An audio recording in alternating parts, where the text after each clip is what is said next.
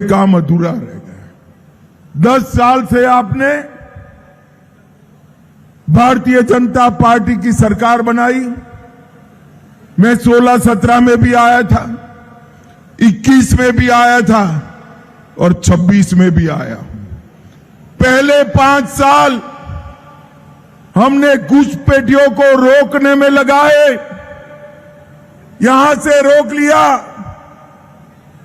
मगर त्रिपुरा और बंगाल से घुसते रहे। त्रिपुरा में भी भाजपा सरकार बनी, हमने उनको वहां पर भी रोक लिया।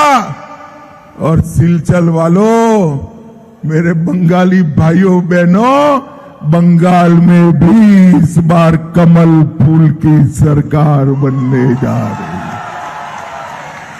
ये पूरे कॉरिडोर में हम घुसपैठियों को रोक कर रख देंगे।